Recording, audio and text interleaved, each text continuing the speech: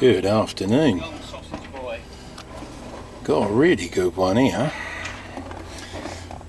Only packs up when it gets hot. I mean, you can carry on driving it, it'll be fine. And then when you go to start it, you might have to wait 8 minutes before it actually fires up. So, first thing I did is I listened to everyone's story, and then I diagnosed it myself. No fault codes on the car at all.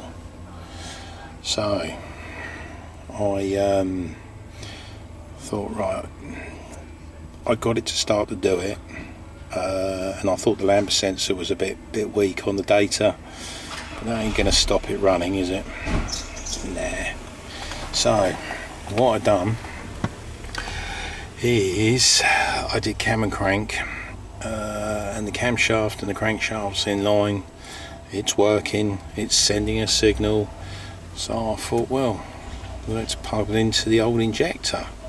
So I went into the injector, and the injector's firing up on the actual the line it's meant to, and then I got it nice and hot, and then it wouldn't start at all. So what we did is I've got a wiring diagram, and here we go. So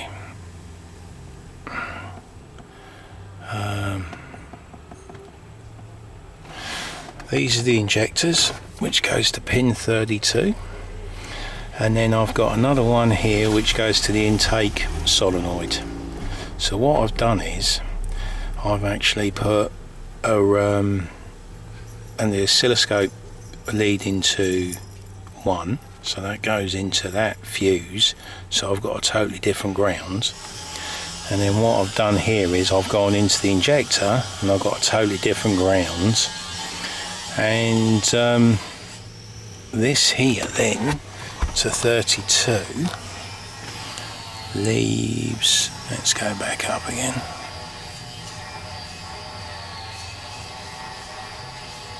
leads into fuse 43, which is okay, and then goes up into here and it goes into the fuel pump relay, which is just here.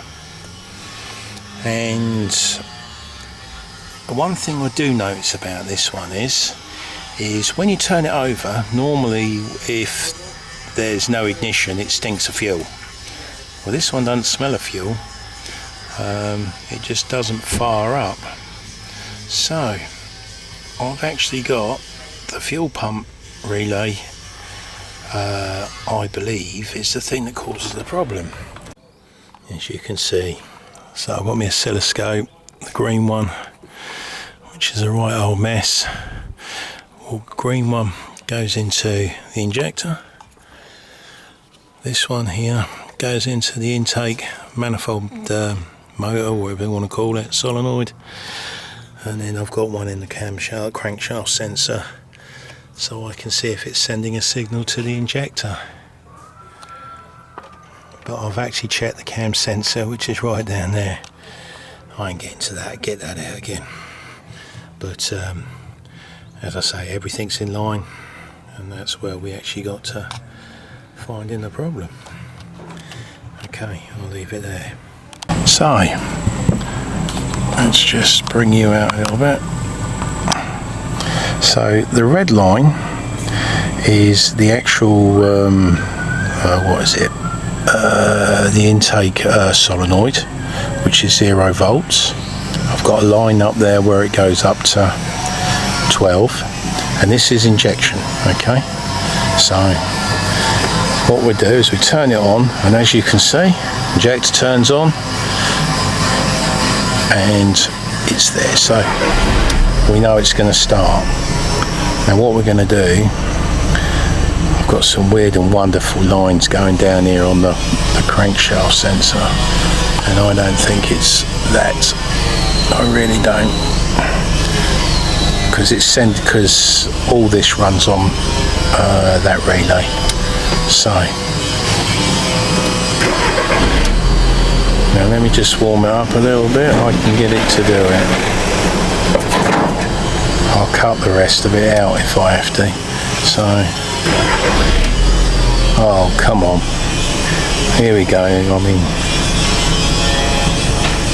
as you can see, it's going up to 12 volts, and we've actually got the injector, which is fine. Let's see if we can do it now. Yeah, here she goes. We got to get her nice and warm.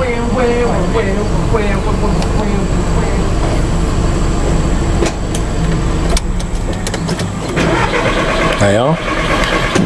See where the lines didn't go up. Injector line, turn it on again. Oh, it's going to start now. No, it's not. So it's pulled it back down. And you can wait 8 minutes for this to start. Absolutely.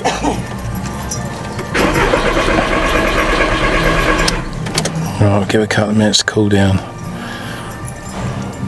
Just let her cool down a little bit. And there we go.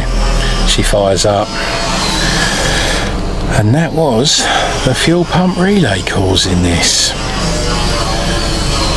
I'll show you some more waveforms I've got getting to this problem. But yeah,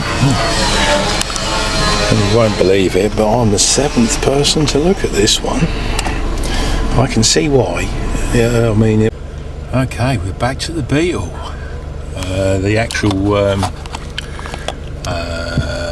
fuel pump relay was ordered, and I'll show you where that is.